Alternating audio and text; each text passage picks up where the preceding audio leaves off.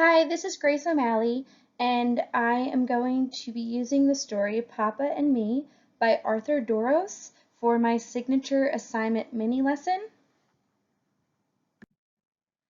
The book is called Papa and Me by Arthur Doros, and it is a story about a father and son, and it focuses in on their love and their relationship.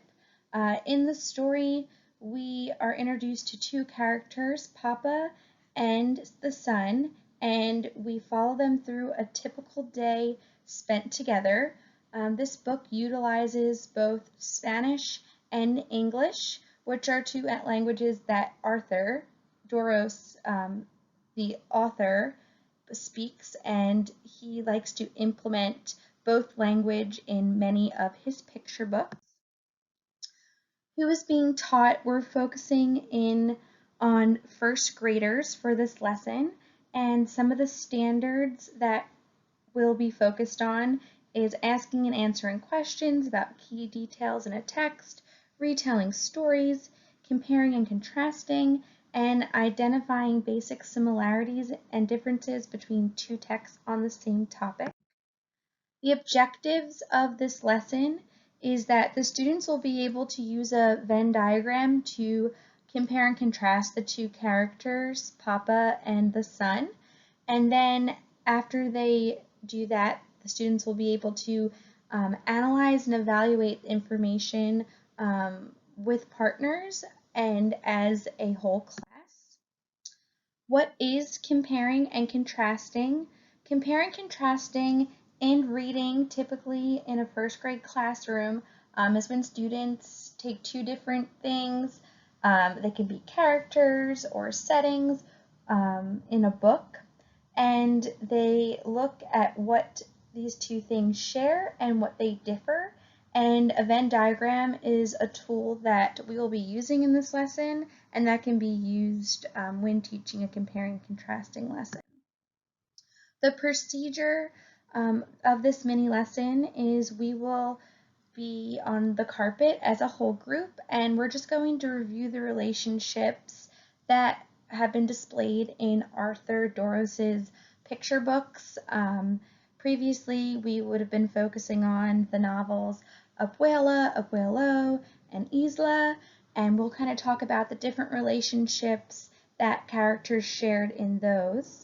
And then what we're going to do is on a chart, we're going to just talk about different things that we like to do with family members, not necessarily a father figure, just because some of my students don't always have that in their life, and we want to make this lesson inclusive and for students to be able to relate. So we're just going to use different family members. Then I will show the cover of the text, and we are going to make guesses of what kind of relationship we're going to see here before reading. And then I'm going to let the students know that we are going to be focusing in today on what the characters both like to do and compared to what they might not share. Then during the story, I will pause a few times because I want to show an example of similarities and differences just in case some students are not quite on board of what we're focusing in on.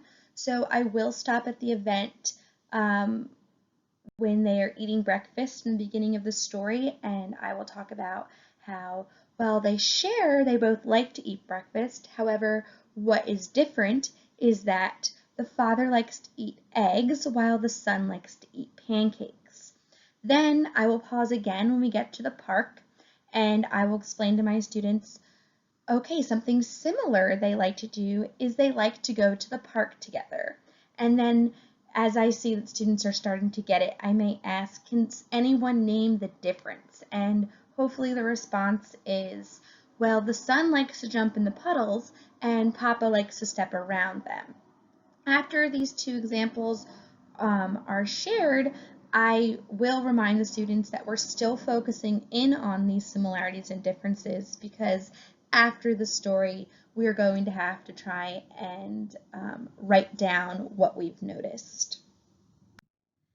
After the stories, I will have the students participate in a turn and talk on the rug about the similarities and differences they noticed in the story before going off on their own. Then the activity that they will participate in is they will go back to their desk to work independently to fill out a Venn diagram.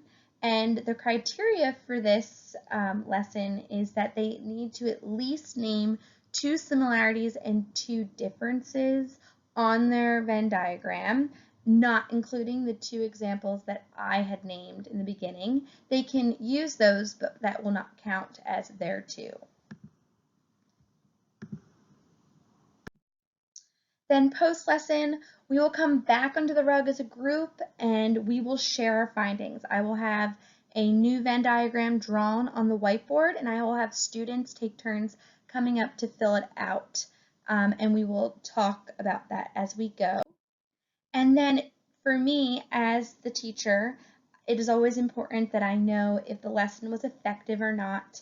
The use of the turn and talk before the students do go off to finish their activity independently will help me because I will walk around and listen in on those conversations, and if I'm hearing that the students are not totally getting it, we can come back as a group first before going off on our own. And then I will also know if the lesson is effective because I have physical evidence of their Venn diagrams and I will be able to leaf through those to see if the students were able to come up with the similarities and differences.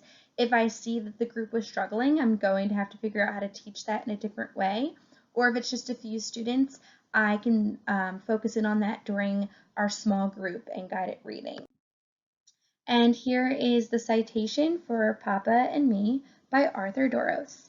Thank you for listening.